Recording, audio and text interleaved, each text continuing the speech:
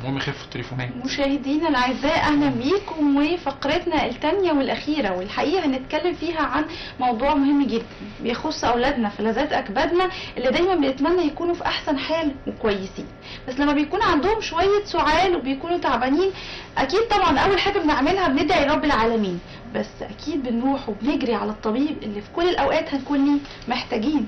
النهارده هنتكلم عن السعال باشكال مختلفه باوقاته اللي بيظهر فيها المختلفه، ايه يا ترى التعامل معاه، وخصوصا بقى لو السعال ده مصاحب لحراره ومصاحب لرشح ومصاحب لحاجات كتيره قوي، الام بتبقى في حيره خصوصا لو ام جديده مش فاهمه التعامل ازاي مع اول بيبي ليها، ازاي تتصرف معاه التصرف السليم، الحاجات الوصفات الطبيعيه اللي بتسمعها من جدتي ومن قريبتي ومن جارتي الحاجات دي سليمه ولا صح ولا غلط. هنعرف النهارده تفاصيل كتيره جدا مع ضيفي العزيز اللي مشرفني منورني في الاستوديو دكتور مصطفى نبيل الدبركي، استشاري امراض الصدر والحساسيه وايضا زميل الكليه الامريكيه للاطباء الصدر والحساسيه. اهلا بيك يا دكتور. اهلا وسهلا استاذه دينا، اهلا بحضرتك. منورني ومشرفني. انا متنور بحضرتك يعني وتشرف بحضرتك. الله يخليك. الحقيقه النهارده موضوعنا مهم جدا، ولما بيتعلق باطفالنا يعني بتبقى الام هتتجنن على البيبي، خصوصا انه بيبقى عنده حاجه زي السعال كده. السعال ده لو قدرنا نوصفه نقول ايه، عباره عن ايه، عايزين نرسم ملامحه كده لكل ام.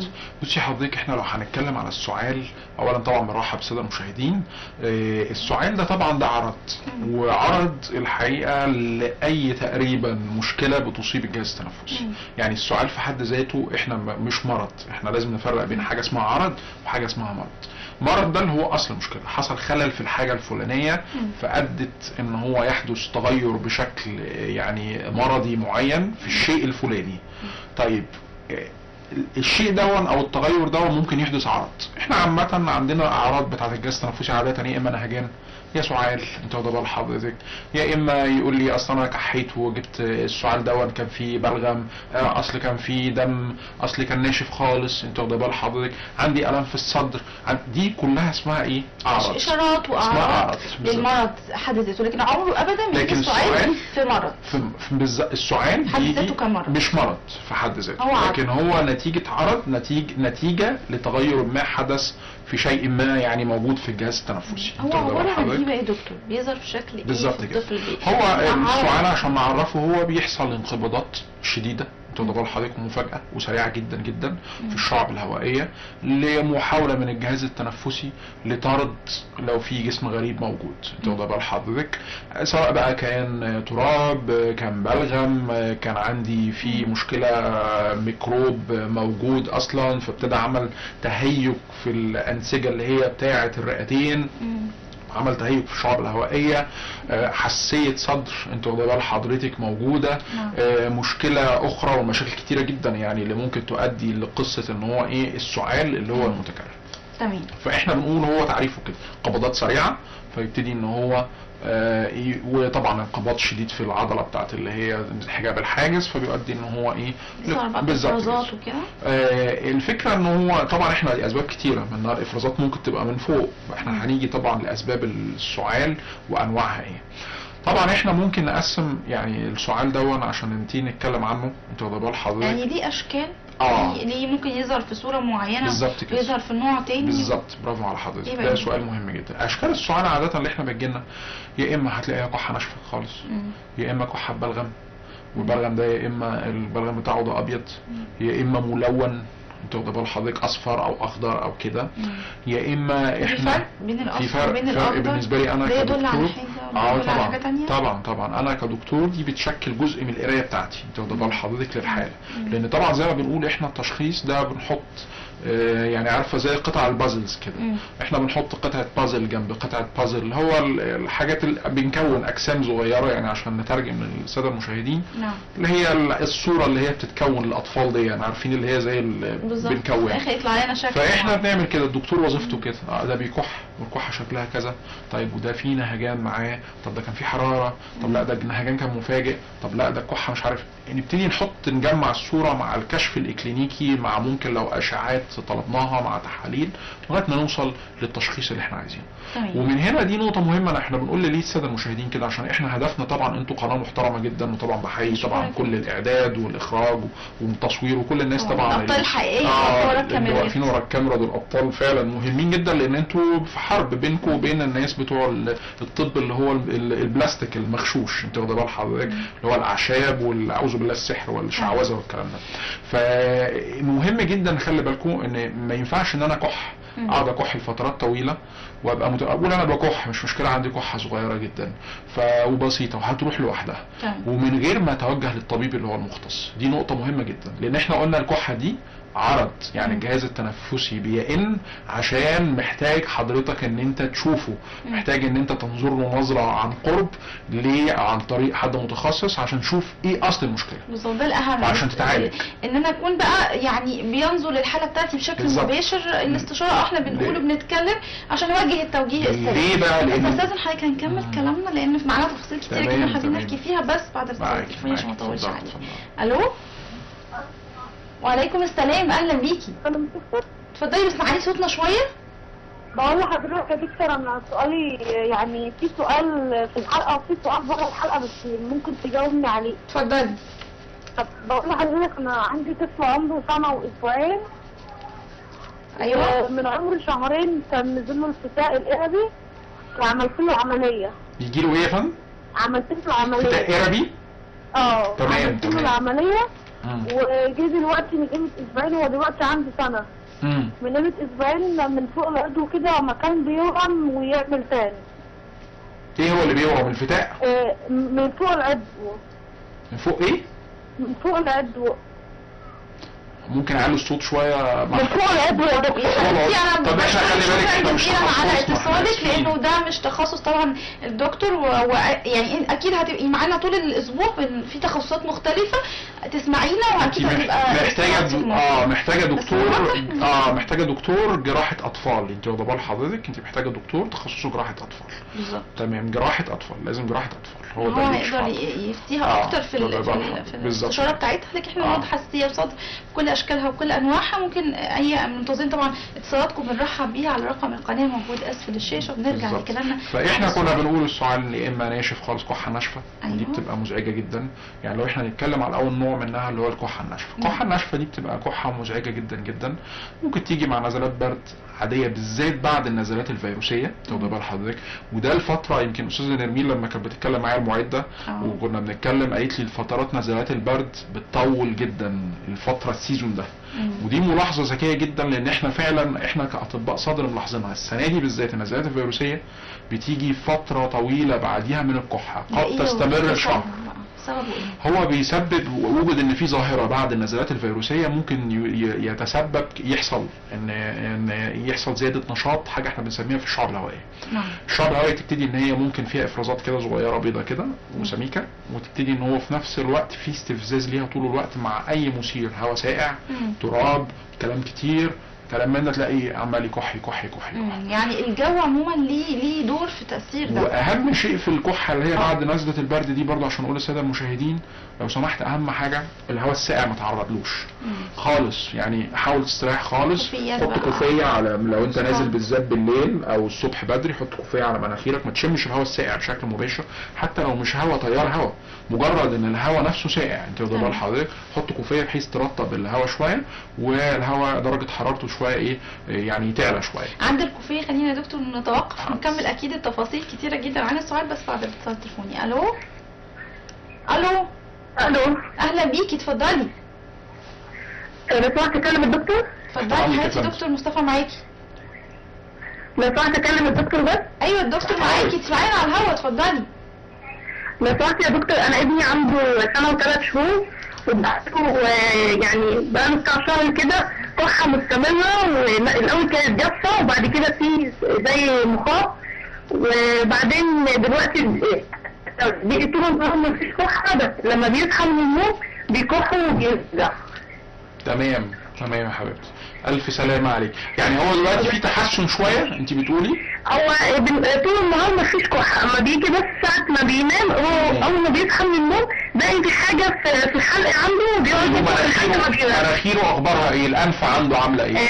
مسكومه ساعات بيبقى فيه حنطله كده، بس مش على طول. حاضر هرد عليك حالا. شكرا جدا. تحت امرك. اولا احنا خلينا نتفق، احنا كنا العنوان الحلقه السعال. اي حد يا جماعه بيكح اكتر من اسبوع لو سمحت روح للدكتور على طول. يعني احنا دايما بنقول نزله برد بسيطه جات لك، درجه حراره 37 ونص تحت 38 درجه الحراره، ما عندكش نهجان، شويه رشح، شويه كحه بسيطه مش جامده قوي، وعيك ومركز كويس، احنا ما عندناش حاجه مستعصيه مرض مستعصي، ممكن تستنى على نفسك 3-4 ايام في البيت، سوائل دافيه تاخد بال حضرتك، ويشرب وياكل خضروات كتيره طازجه وعسل ابيض لو احنا ما عندناش سكر، وياخد حاجات فيها فيتامين سي تاخد بال حضرتك، وخضار وميه كويس وراحه تامه، لان نفسنا تتحسن خلاص تاخد بال حضرتك. بس ما نقرش على نفسينا، ندي نفسينا فتره بعديها لو سمحتوا على الاقل اسبوع، وعلى الاقل 4 ايام بعد ما الاعراض تنتهي خالص، لازم راحه، ما اقرش على نفسي. وطبعا ابعد عن الهواء الساقع، ولازم ابعد عن المشروبات البارده، وابعد عن الحاجات اللي فيها توابل، ابعد عن الموز لان الموز بيزود المخاط، ابعد عن السمك تاخد بال حضرتك، في مواد كده فيها مولدات للهستامين تاخد بال حضرتك. انا عندي كحه ابعد عن الحاجات دي، طبعا الحاره موز سمك، ولو اكلات، في بعض الناس اكلات بتهيج لهم الكحه زي البرتقال واليوسفي، بعض الناس، بس في ناس تانية بتستفيد على فكره منهم من الفيتامين سي اللي جواها. فانت لو لاحظت اكله معينه بتاكلها بتكح بعدين ابعد عنها خالص تاخد بال حضرتك. وفي نفس الوقت بعد على الهواء الساقع، لقينا نفسنا تحسن خلاص، وتحسن مش هروح دايس على نفسي، مش اول ما اتحسنت اروح على طول، لا 3-4 ايام بعد ما انا بقيت كويس خالص تمام، اقدر بعد كده امارس حياتي طبيعي بعد كده ان شاء الله. وبرضه ابقى بحرص من الهواء الساقع بالذات بتقول اليومين دول. طب انا لقيت بقى بعد ال4 ايام دول حالتي بتنزل مش بتطلع تاخد بال حضرتك، الكحه مستمره، وفي اعراض عندي مضايقاني جدا، في عندي اي مشاكل اخرى مصاحبه للكحه ديت، لا على طول لو سمحت توجه لطبيب متخصص في الامراض الصدريه تحديدا تاخد بال حضرتك، لان الطب تخصصات. ولازم برضو ان احنا نبقى عارفين، انا لما بيجي لي مريض عنده مشكله في القلب انا ببعته لدكتور القلب تاخد بال حضرتك، عنده مشكله في الكلى ببعته لدكتور الكلى، وما ينفعش انزل اخد وصفه من الصيدلي وخلاص على كده تاخد بال حضرتك. زمايلنا الصيادله طبعا ليهم دور مهم ومعتبر جدا، وهم ولكن ليهم دور تاني خالص، مش دور التشخيصي. الدور التشخيصي ده مهمه الدكتور في تخصصه بالظبط. عندي مشكله على طول اروح للطبيب بالزبط. مش هاخد وصفه انا من اسال مجرب والصيدلي. الحاجات العشوائيه دي بتبوظ الدنيا اكتر وبتزود المشكله. معانا اتصال تليفوني بقاله فتره على التليفون. الو السلام عليكم. وعليكم السلام، اهلا بيكي. الله يخليكي، انا معاكم احمد من اسماعيليه. اهلا بيكي واهلا بكل اهل اسماعيليه، اتفضلي. ربنا يبارك فيك. ممكن اكلم الدكتور لو سمحتي؟ اتفضلي يا حبيبتي. دكتور مصطفى معاكي. دكتور مصطفى تحت امرك يا حبيبتي، تحت امرك. لو سمحت يا دكتور، انا عندي طفل عنده 4 شهور، فمن بدايه تطعيم الشهرين هو جاله شويه مشاكل، يعني عنده تعب في جهاز هضم والكلام ده كله. بس انا هو ده يعني من بدايه الشتاء جاله اكتر من 4 مرات التهاب بقى وحاجات بيه في المستشفيات. تمام حاضر. وبيديله جلسات فاركولين فايه صدره بيتعدل. هي الجلسات دي انا اشتريت له جهاز نفس قال يمشي عليه وزي كده، فالجلسات دي حد فيكم عنده حساسيه؟ وانت او والده من عيله حضرتك او عيله والده؟ لا هي جات له ظروف زي حاله نادره، ولا انا تعبانه ولا هو تعبان ولا الكلام ده. طيب تمام. والولد انت بتسمعي له صفاره وتزييق لسدره؟ تزييق شديد يا دكتور، وكله معمول له اشعه يقول عنده نسبه التهاب. هو الولد عنده قد ايه؟ احنا قلنا سنه قد ايه بالظبط؟ عنده 4 شهور وماشي في الخامس دلوقتي. حاضر. انت بترضعيه طبيعي ولا صناعي؟ لا يا دكتور، هو برضه عنده مشاكل، كان عنده مشاكل في عنده سوء طبيعي ولا صناعي؟ لا برضه صناعي، لان هو تقوم صدري عنده حساسيه بروتين يا دكتور. حاضر هرد. انا عايزه ربنا يبارك لك، يعني عايزه افهم الجلسات الفاركولين ديت. طيب بصي احنا طبعا احنا هنرد عليها، بس عايزين نرد برضه على المشاهده اللي قبل كده اتصلت، احنا ما ردناش عليها. احنا طبعا الحته خلي بالك الكحه اللي بالذات هي الحمد لله واضح ان الدور، انا بتكلم مش برد على حضرتك لسه، اللي احنا حضرتك لسه متصله. الاتصال اللي قبل كده الاتصال اللي قبل كده بنكمل برضه عشان هي تسمع الاجابه.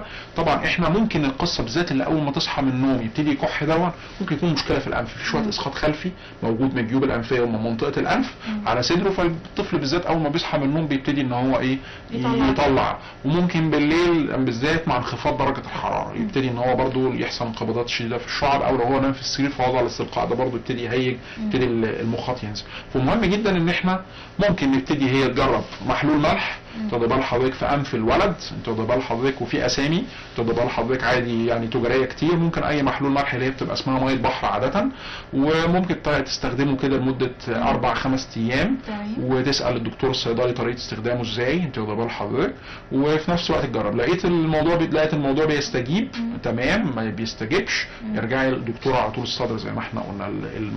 ده بالنسبه للاتصال الاولاني. الاتصال الثاني، ما دام في تزييق عندي وصفاره، موضوع الفاركولين ده ما ينفعش لوحده خالص. خالص. طب ده بال حضرتك احنا اهم حاجه ده هي الولد ما عندوش تاريخ. دايما الحساسيه الصدر بتبقى دايما عندنا عاده بتبقى محموله جينيا، بيبقى في حد من العيله دي او من العيله دي عنده حساسيه، انتوا واخدين بال حضرتك، الطفل بتبقى موراثه له جينيا. لكن احنا ما عندناش هنا، احنا بيحصل لنا الاطفال في اطفال جزء منهم كبيره جدا بيزيقوا وهم ما عندهمش حساسيه، بيبقى هو اصلا عنده تزييق وعنده ضيق فعلا في الشعب. لا بيبقى نتيجه بعد النزلات الفيروسيه. بيبقى مع النزلات الفيروسيه بالذات في فيروس اسمه ريسبيراتوري سينسيتيال فيروس، وممكن نزلات فيروسيه اخرى ممكن تيجي تتسبب ان هي انقباضات في الشعب. هتلاقي الولد ده حتى معظمه في الصيف هتلاقيه كويس، ما بيحصلوش المشكله دي. هتلاقي في الشتاء دايما هو اللي بيحصل له الموضوع ده. فانت ان شاء الله على الصيف هتلاقي الولد ده بيتحسن جدا. الحاجه اللي بعد كده لو سمحت الرضاعه بتاعتك، انا برد على الحاله الثانيه اخر مشاهده كانت بتتكلم 4 شهور اللي هو عنده 4 شهور. فلو سمحت رضعي البيبي الطفل ده في زاويه ان هو اقرب ما يكون ل 90 درجه. ما تاكلوش خالص وهو نايم، وهو ياخد الببرونه وهو نايم على السرير، لان دي مشكله كبيره جدا. ممكن يكون اللبن بيرجع وهو اللي عمال بينزل يرجع على القصبه الهوائيه، تاخد بال حضرتك طول الوقت. والاطفال في السن ده ما بيعرفوش يكحوا كويس وما بيعرفش يطرد ومش عارف يحرك نفسه عشان هو يبتدي يطلع اللبن اللي هو داخل على القصبه الهوائيه. بدل ما يخش، احنا عندنا في القصبه الهوائيه دي انبوبه موصله من المنطقه بتاع التجويف بتاع الفم هنا من ورا من الخلف بتاعه نازله تحت تتوصل للشعب الهوائيه، وفي ورا الانبوبه دي في انبوبه ثانيه اللي هي المريء اللي هي بتوصل الاكل بقى تاخد بال حضرتك للمعده تحت. فممكن جدا يحصل ان هو لخبطه تاخد بال حضرتك بالذات في السن الصغير ده، بين ان هو لا اللبن ده يروح بدل ما يخش على المريء يروح داخل على القصبه الهوائيه. فمهم جدا ان الطفل يرجع في زاويه 90 درجه، وبعد ما ياخد رضعته اللي هي ما تبقاش كتيره قوي يعني تحكمي فيها تاخد بال حضرتك، لازم ان احنا نخبط له على ظهره كويس جدا لغايه ما يطلع الهواء خالص من الولد مره واثنين، يعني مش مره وخلاص طلع هواء والموضوع يعني كده، لا مره واثنين لو سمحتي. فده مهم جدا. ده لوحده لو هي عملته ممكن ان الحاله كلها تتحسن. ليه؟ لان هو اللبن ده ماده كيميائيه لما بتخش على الشعب الهوائيه بتعمل استفزاز عنيف، انت واخد بال حضرتك. لكن احنا بقى لو عندنا الموضوع الثاني اللي هو نزل بقى مشكله التزييق مع النزلات الفيروسيه دي، انت محتاجه مع الفاركولين، ودي حاجه لازم نقولها للساده المشاهدين، لماده من مواد الكورتيزون الموضعيه يعني ايه استنشاق. انت واخد بال حضرتك في نفس الجهاز اللي هي بتستخدمه دون ممكن تستخدمه ايه استنشاق. ودي حته انا مش بقولها عشان هي تروح تاخدها بوصف لها دواء على الهواء لان ده مش صح. واخد بال حضرتك لازم يحصل فحص ولازم توصف لها دواء. لكن الحته دي انا بقولها لسبب اخر، المرضى لما بيقلقوا جدا لما يسمعوا كلمه كورتيزون موضعي، كورتيزون بشكل عام. لكن لازم نفرق بين كورتيزون موضعي، كورتيزون يتناول عن طريق الفم او عن طريق الحقن. انت واخد بال حضرتك ده بيدخل مباشره، ده بيخش على الدم وبيخش بكميات كبيره جدا، وعاده بيتاخد بكميات كبيره جدا عشان يوصل للرئتين بكميات صغيره اللي احنا عاوزينها. انت واخد بال حضرتك فيبتدي يحدث التأثير بتاعه السلبي اللي هو على النمو ممكن بتاع الطفل، ممكن لو كبار ضغط وسكر وحاجات زي كده. احنا الكورتيزون بنلجأ له في حالات قليلة جدا، وبما ان احنا بنتكلم على الكحة فبنلجأ له في حالات اللي هو التهاب الأنسجة الدقيقة بتاعة الرئتين، تاخد بال حضرتك اللي ممكن تؤدي تليفات او في حالات التليفات الرئة. ودي خلي بالك من اعراضها برضو الكحة لفترة طويلة.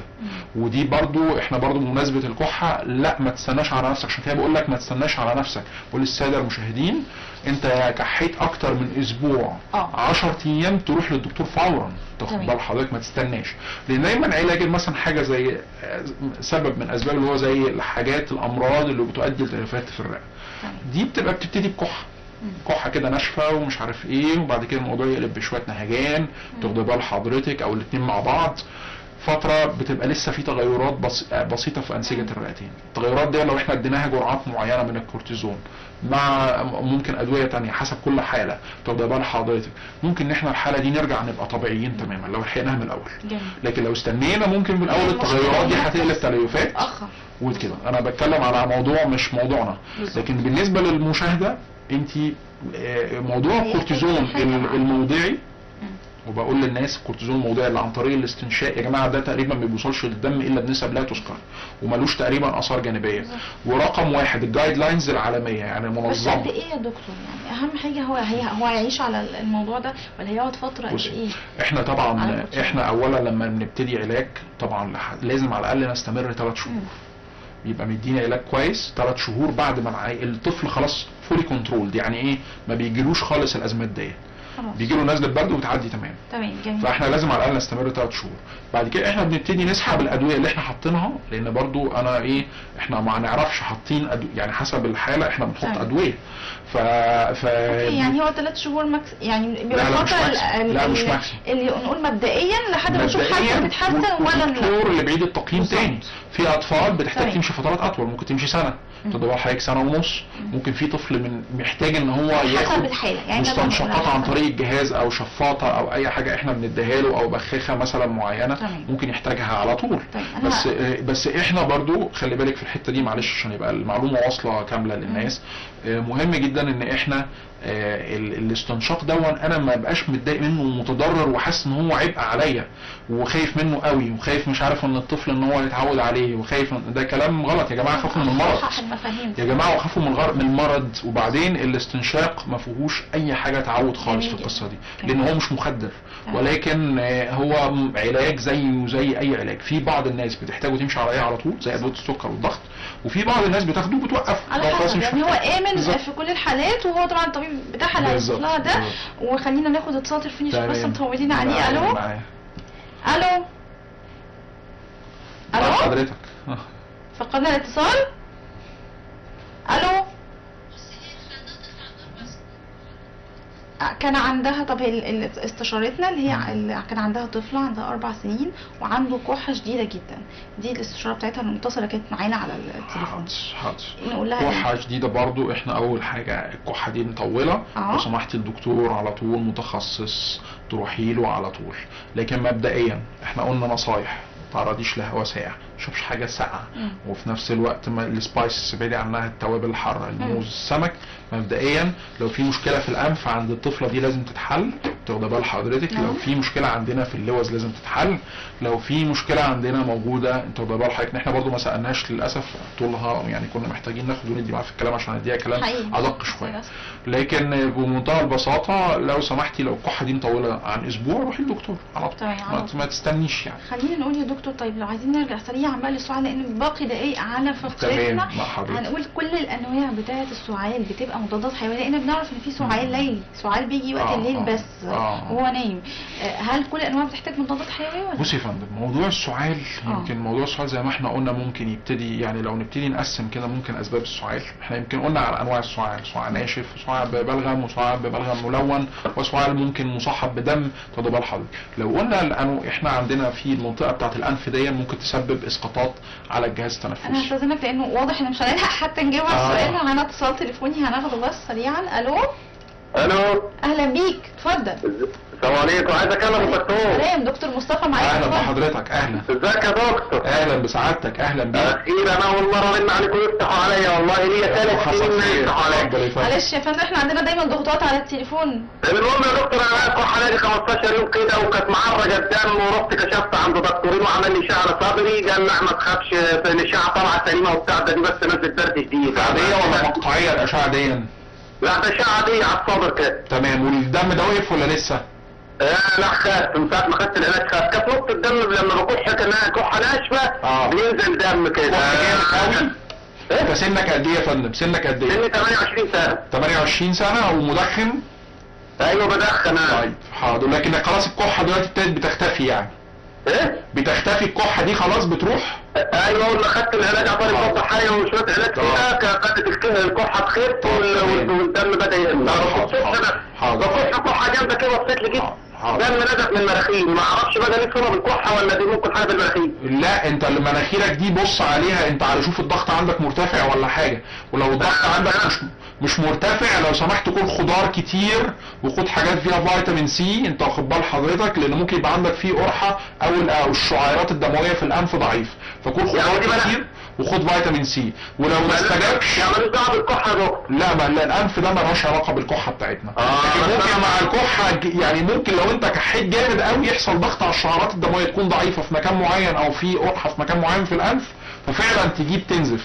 لكن ده هيبقى معناه ان احنا برضو في ضعف في المنطقه بتاعت الانف، سواء كان في قرحه او في اوعيه دمويه فيها مشكله. فالمهم لو بس اهم شيء الدم مش خطر يعني يا دكتور؟ لا لو بالانف في الصبغه مش خطر. بص حضرتك قيس الضغط الاول، قيس الضغط كويس تمام. بعد كده اول حاجه كل خضار كويس جدا واهتم احنا على اللي جيب الصبغه من نجيب الكحه، اللي نجيب الكحه ده مش خطر. لا ما هو انت الكحه دي خلي بالك انت برضو الحمد لله بتستجيب دلوقتي العلاج اللي الدكتور كتبه لك، صح؟ ايوه بستجيب وخفيتها كل مره بتخاف. طيب استنى بقى اسمع الاجابه انا هقول لحضرتك. فبمنتهى البساطه كده الكحه دي طبعا ممكن لما انا كحه شديده جدا ممكن يجي نقط دم صغيره، طب بال حضرتك، ولكن الكحه دايما اللي فيها دم بتستدعي لازم فحص دقيق من الطبيب.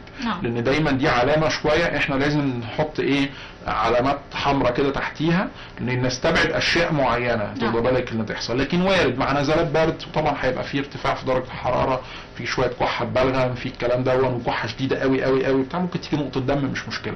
وهو اتصرف صح راح للدكتور والدكتور وصف له علاج وهو بيتحسن، فاذا احنا ماشيين في المسار المظبوط يعني. تمام. تاخد بال حضرتك. فبس خلينا لو بنرجع يا دكتور سريعا للسعال، كل ما نقول انواع السعال وحضرتك يعني بالزبط. زي كده عملت لنا تفريعات.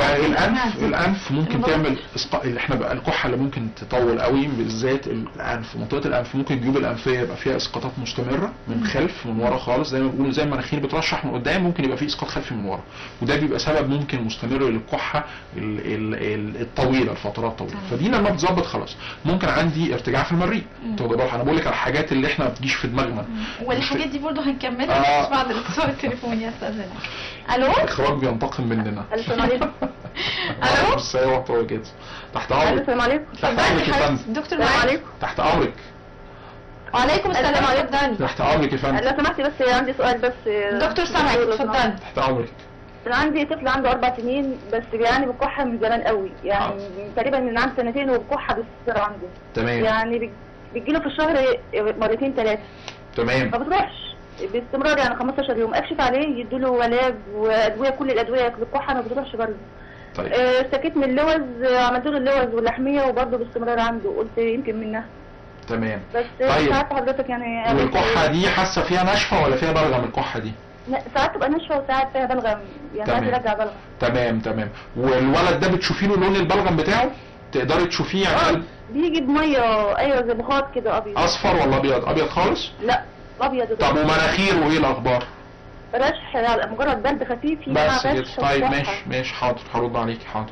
دي غالبا برضو لازم احنا قلنا طبعا اول حاجه يا جماعه فحص، احنا ما بنشخصش على الهواء، لازم فحص. فالنقطه الاولانيه طبعا بالنسبه للانف تاخدوا بال حضرتك، ممكن جدا النقطه اللي احنا كنا بنتكلم فيها، السؤال متزامن مع النقطه اللي احنا بنتكلم فيها، الاسقاط الخلفي ده احد الاسباب المستمره للكحه تاخد بال حضرتك، واللي بتبقى متكرره جدا.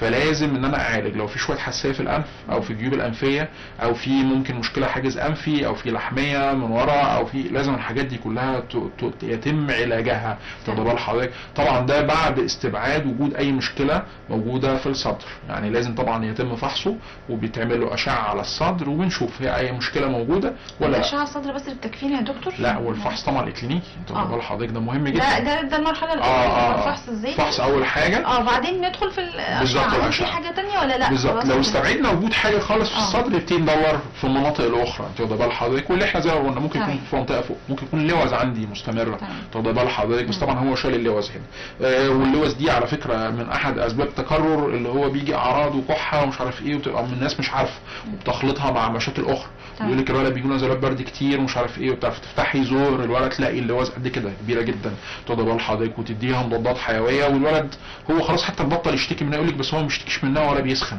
لا لان هي بقت مزمنه تاخد بال حضرتك. فلما بقت مزمنه وموجوده معاه على فكره مش هيسخن تاخد بال حضرتك ولا الولد هيشتكي منها. دلوقتي قبل ما ناخد التليفون سريع، اولا تفحص يتفحص منطقه الانف كويس جدا تاخد بال حضرتك، لان في شك كبير جدا من الشكوى بتاعتها ان منطقه الانف دي يبقى فيها مشكله، منطقه الانف والجيوب الانفيه. يعني لو حلينا مشكله الانف الدنيا ودي لازم يتفحص الجهاز التنفسي طبعا من تحت كويس جدا، وتعمل اشعه لو مطلوب اشعه تتعمل وكده عشان نستبعد بس وجود اي حاجه.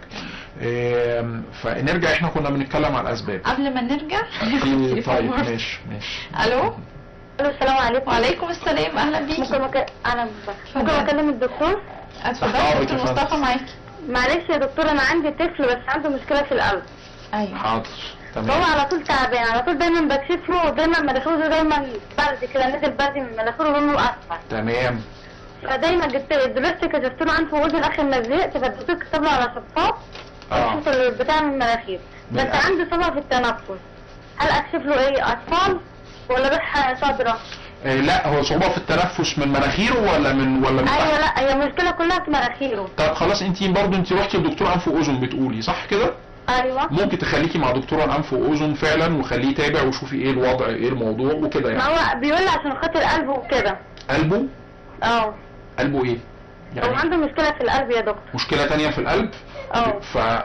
بس انت بتقولي هو مناخيره ما بيعرفش يتنفس منها. لا خالص ما بيعرفش، بس هو قال لي دي سببه القلب يعني. لا طب ما انت القلب لازم تتوجهي لدكتور قلب على طول. لو في مشكله الدكتور لاحظها، ممكن يكون ده اثناء الفحص الدكتور الانف واذن لاحظ مشكله اخرى في القلب، لازم طبعا تتوجهي لطبيب قلب على طول فورا. تاخدي بال حضرتك، يكون قلب، ويا ريت يكون يعني دكتور قلب كويس، انت يعني ثقه يعني. ايوه لا انا متابعه مع دكتور قلب، بس خلاص. كل المشكله كلها في مناخيره. تمام. يبقى دكتور الانف واذن معاكي تمام، هو برضو الاقدر على علاج المشكله بتاعت الانف دي، تاخدي بال حضرتك. ولكن برضو انت لو احتاجتي ان انت تستشيري حد في الجهاز التنفسي الامراض الصدريه برضو ما يضرش، عشان برضو ما تشوفي ممكن يكون في مشكله انت تحت وانت مش واخده بالك منها. بس لو الانف فيها مشكله وانت متاكده ان المشكله في الانف، طبعا دكتور الانف واذن هو طبعا يعني دي المنطقه بتاعته يعني، تاخدي بال حضرتك. طب هل جهاز الشفاط ده كويس ليه ولا ايه؟ الانف هو جهاز شفاط كده تشفط منه المخاط. ايوه تشفطي المخاط.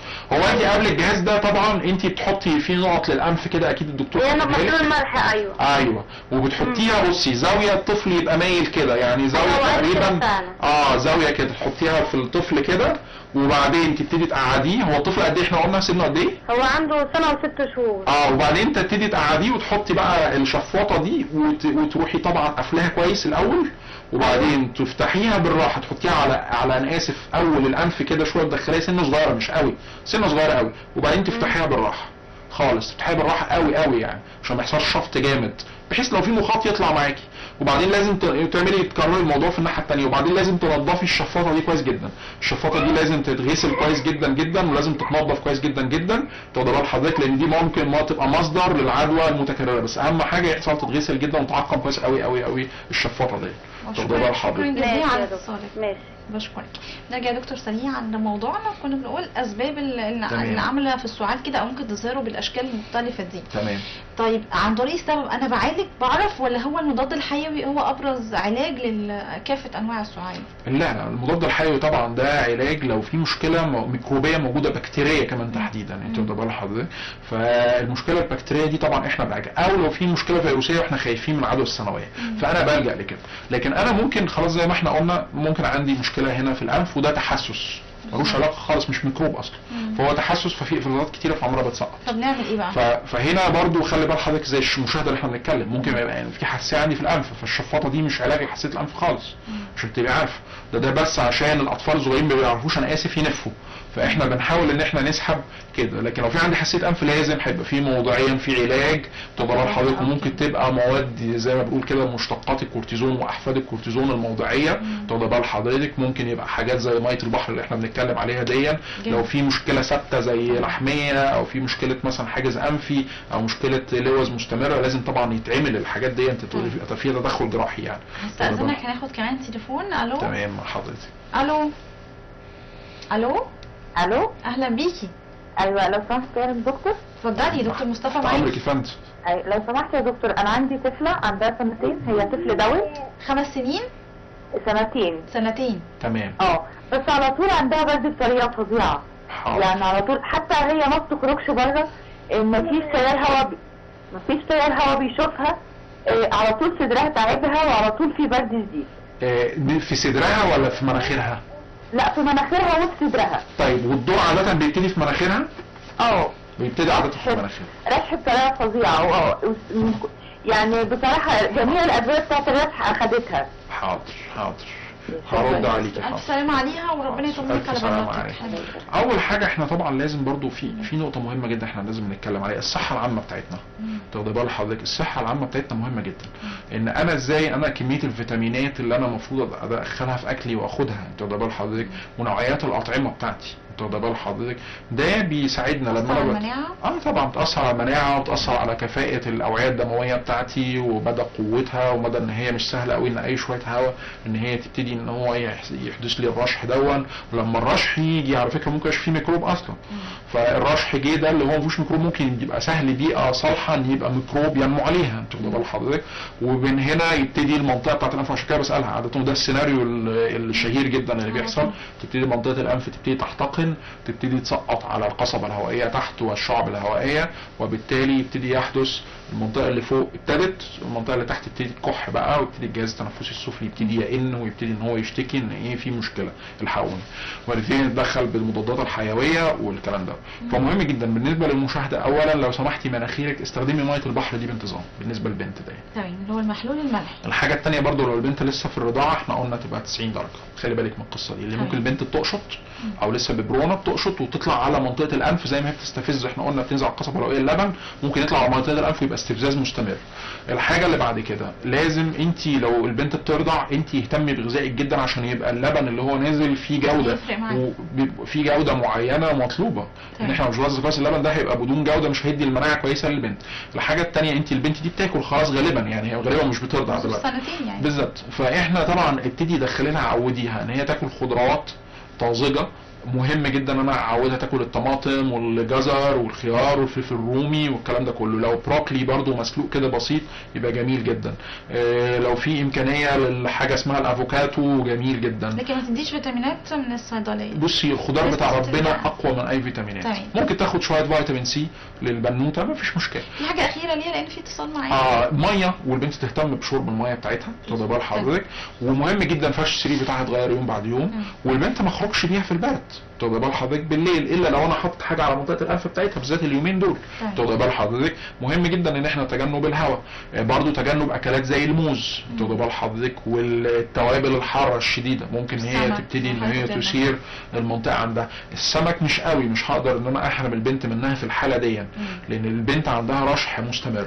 وهنشوف لو هي ممكن تراقب هل كانت السمك الموضوع الاعراض بتزيد او المشكله بتزيد ولا لا، مع التنظيف المستمر للانف عن طريق ميه البحر دي.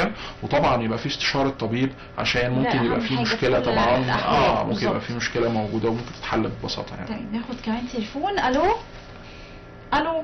ايوه السلام عليكم. وعليكم السلام، اهلا بيكي. لو سمحت ممكن اكلم الدكتور؟ طبعا اتفضلي، دكتور مصطفى معاكي. طيب لو سمحت، انا عندي بنتي والنبي بتشتكي من صدرها من كحه من بجالها يعني شويه فتره. صدرها قد ايه؟ فتعبانها صدرها جامد، فكشفت وراحت للدكتور وعملت اشاعه. ايوه عندها قد ايه؟ فما عملت اشاعه قال لها انت عندك التهابات يعني على الصدر كده. طيب فكتب لها العلاج ما عملش معاها عادي. هي قد ايه بنوتك؟ هي عندها 27 سنه. 27 سنه. اي عندها التهابات على الصدر. ايه نوع الالتهابات دي؟ والله هو قال لها انت عندك التهابات على الصدر وكتب لها علاج. هي بقالها قد ايه تعبانه يا حاجه؟ نعم. بقالها قد ايه تعبانه؟ قال لها انت عندك التهابات في الشعب الهوائيه. لا هي بقالها قد ايه تعبانه يا حبيبتي؟ هي كانت بتسافر حضرتك، فطبعا قال لها دي من نوع من الصفا. بقالها هي يعني بقالها بتاع 2-3 كده كحه بسيطه. طول الوقت مستمره ولا بتيجي بس مع نزلات البرد؟ لا بشويه شويه كده، هي صيف وشتاء بس خفيفه شويه. في الصيف كمان موجوده. طيب حاضر هرد عليها. لا اما البرد في ايام البرد بقى بتزيد. حاضر. طيب وخدت علاج من الدكتور ما وصفلهاش علاج؟ وكتب لها علاج واداها حديد واداها مكمل غذائي واتحسنت ولا لا؟ ثانيه كده. واتحسنت. المهم وقال لها ان انت تاخدي العلاج. واتحسنت؟ قاعده في البيت يعني عشان ما تسافريش دلوقتي. طب هي بتسافر بتروح كليه. طب واتحسنت ولا لا؟ والله يا دكتور العلاج ما جاب معاها اي نتيجه. بقالها قد ايه على العلاج؟ نعم. بقالها قد ايه على العلاج؟ بقالها قد ايه على العلاج كده داخله في 2-3 اهو. طيب حاضر ومفيش نتيجه خالص. يا دكتور اما بتبقى قاعده لا مؤاخذه بتاكل ابص الاقيها بتاخد نفسها جامد كده وبتقول انا نفسي مش قادره اخد نفسي مع الاكل بالذات وهي بتاكل. هل في عندها الم كده في نص صدرها من تحت؟ عندها وجع، بتقول بحس بالم في نص صدرها من تحت. ايه صح كده؟ طيب حاضر. ايوه هي قالت بحب عندي الم كده في صدري حاضر. جامد كده شويه بحس حاضر بالوجع حاضر. ده. هرد عليكي حاجه. الف سلامه على بنوتك، بشكرك شكرا جزيلا. الله يخليك. حاضر يا حبيبتي حاضر. اولا احنا فكره الالتهابات اللي في الصدر دي لازم تحدد ايه نوعها، ما ينفعش نقول اصل الالتهابات وخلاص. من خلال ايه بقى؟ من خلال طبعا الفحص المتخصص، هل الدكتور راح يطلب ده متخصص وعنده كفاءه معينه ولا لا؟ دي حته مهمه. الحاجه اللي بعد كده يعني لو في اشعه التهاب موجود في الاشعه نبقى عارفين ايه الالتهاب ده نوعه ايه، هل في عندها حته التهاب رئوي؟ بس طبعا مش هتبقى بقى لها سنين بالطريقه دي. تقدر بقى لحضرتك ولا عندنا في مشكله موجوده تمدد شعبي، ولا مش ايه المشكله اللي موجوده؟ تقدر بقى لحضرتك برغم ان الشكوى اللي هي بتشتكي منها دي قد يكون تقدر بقى لحضرتك، لكن طبعا ده كلام تاخد بالك احنا كلام بنقول بنفتح مواضيع ويمكن بنسمع في النقطه اللي احنا كنا بنتكلم فيها. قصه الارتجاع، شوف هي بتشتكي لك وتقول لك انا عندي الم هنا في نص صدري كده، ولما باكل بتعب وكحه مستمره، والدكتور قال لها عندك التهابات واداها علاجات للالتهابات دي مش جايبه نتيجه، فده ممكن جدا جدا يكون ان مشكله عندي ارتجاع في المريء. ارتجاع المريء ده احد الاسباب المزمنه للكحه المستمره. تاخد بال حضرتك لان الحمض بيرجع من المريء، المفروض في صمام تحت في اخر المريء ده الانبوبه اللي بتوصل اكل المعده، الصمام ده المفروض يفتح ينزل اكل، يجي الاكل يرجع الصمام ده يقفل. فممكن يبتدي يفتح الصمام تاخد بال حضرتك يرجع الحمض اللي هو موجود في المعده اللي هو ميه نار، تاخد بال حضرتك ترجع في المريء، تعمل بقى الالم اللي هي بتحسها في المريء لان المريء مش مؤهل لاستقبال الحمض تاخد بال حضرتك المعده فيها غشاء مخاط سميك بيحميها لكن المريء ما فيهوش، فيبتدي يرجع ممكن لغايه ما يخش على القصبه الهوائيه والبنت تكح، وممكن تقوم بالليل على فكره على شرقه. تاخد بالك لو البنت بالذات بتقوم بالليل على شرقه جامده وحاجات زي كده، خلي بالك ممكن يكون في ارتجاع المريء. ده بيبقى علاجه حاجات ادويه اللي هي منظمات بتاعه الصمام بتاع المريء مع مضادات اللي هي بتقلل الحموضه، الادويه اللي هي بتقلل نسبه الحموضه بتاعه المعده فتره معينه، مع تعليمات غذائيه مهمه جدا. ولاي حد عنده الشكوى دي لو سمحت وجبات صغيره اللي هي انا بتكلم ارتجاع مريء، او حتى لو انت عارف عندك ارتجاع مريء وجبات صغيره متفرقه هي يعني نفس الوجبه بس تقسمها. بالظبط. اولا المشاهده بنتها تبتدي تجرب الكلام ده، واي حد عنده ارتجاع في مريء لو سمحت نفذ التعليمات دي اهم من العلاجات. لو سمحت وجبات صغيره متفرقه، لو سمحت الاكل يبقى قبل النوم ب3 ساعات او قبل الاستلقاء على ظهرك ب3 ساعات، ما تاكلش وتنام على طول.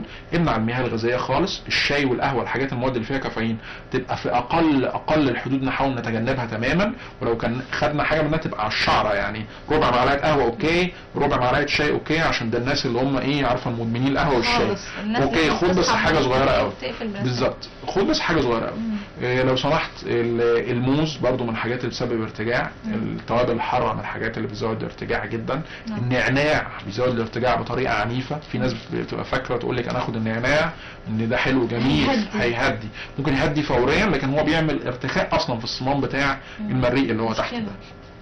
فبيزود الموضوع جدا.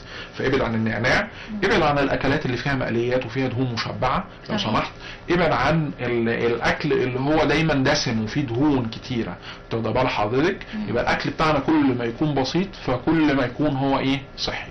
كل ما يكون الاكل دايما احنا بنقول الاكل كل ما يكون اكثر بساطه فهو اكثر صحيه. معرفش ده عربي صح ولا لا، بس يعني كل ما يكون الاكل بسيط كل ما يكون صحي اكتر. الوصفات الطبيعيه اللي دايما نسمعها دي مفيده يا دكتور في الادوار دي؟ الوصفات الطبيعيه اللي زي يعني خد لك ليمون مع عسل، خد لك مش عارفه بصي لو عندي ارتجاع في المريء الليمون ده ممكن يزود الموضوع شويه، هيكون مش علاجه خالص، هيبقى في علاج دوائي وفي علاج التعليمات اللي احنا قلنا عليها دي، فيعني دي مهمه جدا. خلينا نرجع لموضوعنا وسريعا لانه تمام. احنا قلنا منطقه الانف ممكن تبقى موجود والتجويف الفمي، وقلنا ممكن ارتجاع المريء، ممكن دي من الحاجات اللي بتبقى غايبه عننا. نبتدي بقى ممكن حاجات موجوده في الرئتين نفسهم. تاخد بال حضرتك ممكن عندي التهاب شعبي، والالتهاب الشعبي ده حاجه عابره وبتاخد علاجها المفروض وتعدي، ممكن انا اهملت فيه وهيطول معايا وتفضل الكحه دي موجوده معايا، ممكن عندي حساسيه الصدر انت واخد بال حضرتك، ودي برده ممكن بتيجي ساعات بعض عن حساسيه كحه بس. لو حبينا نقول يا دكتور نصائح ذهبيه في الختام كده يعني المشاكل دي الحقيقه طول شرحها ومحتاجين لما نفتح حلقات مش حلقه واحده هتكفي. ممكن الكحه بالظبط، ممكن الكحه اللي هي فيها بلغم شديد ومستمره وكتيره قوي، ممكن يبقى عندي علامه ان هي عندي تمدد شعبي، طبعا امراض الصدر كتيره جدا جدا جدا. بس عايزين نوجه لهم دلوقتي نصائح ذهبيه يعتمدوا عليها خصوصا في الشتاء القارس اللي اول حاجه قوي مناعتك، البرد ده اول حاجه قوي مناعتك جدا. طب بال حضرتك التغذيه المظبوطه، بس طازه مهم جدا، ده الاساس. كلك على الاقل 4 انواع، ويا ريت يكون من 4 الوان مختلفه خلال اليوم. لو سمحت اشرب كميه ميه كافيه. تاخد بال حضرتك يعني اللي طول ما انت ما عندكش مرض مزمن قلب او كلى او كبد، تاخد بال حضرتك الدكتور مش محدد لك كميه ميه. احنا ككبار المفروض نشرب على الاقل 2 لتر ميه في الشتاء و3 لتر على الاقل في الصيف. تاخد بال حضرتك. والاطفال تبقى برده كميات ميه، لازم تاخد كميات مناسبه كل واحد لوزنه وسنه. تاخد بال حضرتك تقدر تطلعها من الانترنت بمنتهى السهوله. برده لو سمحت النوم الكافي، تبقى بقى حضرتك ممارسه الرياضه بعد كده، وده نقطه مهمه جدا وجوهريه، ونحاول ان احنا نحث عليها في المجتمع بتاعنا، ونحاول ناخدها من الثقافه الغربيه. حتى حصه الالعاب اللي كانت اليتيمه اللي موجوده في اليوم كله اتلغت. بندخل دلوقتي مدرس الاحتياطي عشان يشرح اي حاجه. انت بتشوفي بره مصر بيحصل ايه دلوقتي؟ بره مصر اصلا الناس كلها تصحى الصبح، خد بالك، تبتدي تلاقي الناس بتجري في الشارع، واللي راكب عجله، واللي مش عارف ايه، واللي بيتمشى، واللي لو عملش كده الصبح يعمل كده بعد الظهر. احنا لازم الثقافه دي تبقى عندنا، مش نستورد الحاجات الغلط بس. دي مهمه جدا. وجد زي ما احنا قلنا قبل كده اللي بيمارس الرياضه هوائيه اللي تخلينا ننهج ونعرق نص ساعه 3 مرات في الاسبوع، بيبقى عرضه اقل 50% ان يجوا نزلات البرد دي. طب ده يكفي يعني النسبه اللي حضرتك بتقولها دي. يعني دي حاجه كويسه لكل ام دلوقتي بتتمنى حاجه زي كده. 50% تطعيم الانفلونزا الموسميه ده برضو مهم، بالذات لو الاطفال بتبقى مناعتهم ضعيفه، وبالذات احنا لو حد عنده كبير عنده مشكله مزمنه في الصدر، سواء كانت مثلا او في الجسم بشكل عام، سكر، ضغط مستمر، حاجه مشكله في القلب، مشكله في الكلى، مشكله في الكبد، مشكله عندي في الجهاز التنفسي، حساسيه، سد رئويه، لازم التطعيمات اللي هي الدكتور يوصفها لك اللي توصف عن طريق المتخصص. ده مهم. دايما بتيجي قبل الشتاء كده في شهر 10 تروح واخد لها التطعيم السنوي ده. بالظبط. ده يعني كويس ما يضرش خالص، ما يضرناش خالص.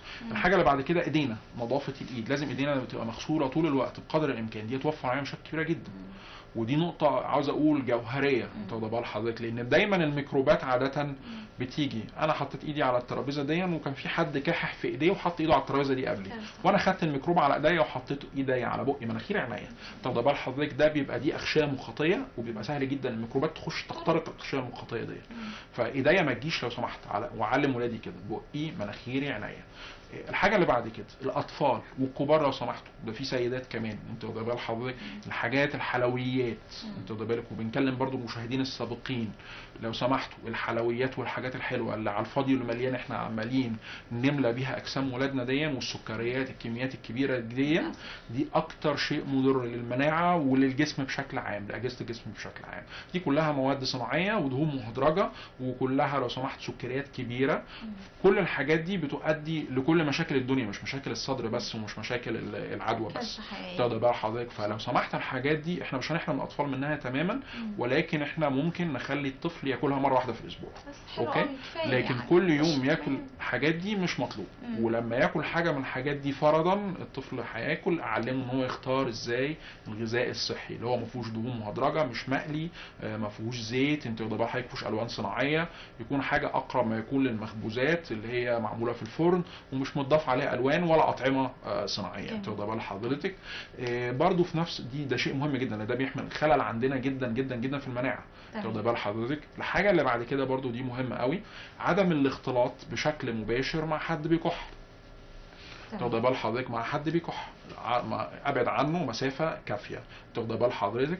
واهم حاجه في الاخر ان احنا نسيب امرنا على الله سبحانه وتعالى، وكلنا هيجي لنا نزلات برد وما نقلقش، لان خلي بالك الكبير اخر حاجه اختم بيها بيجي له من 3 ل 4 نزلات برد في السنه، عشان تبقى عارف ده عالميا، دي احصاء عالمي.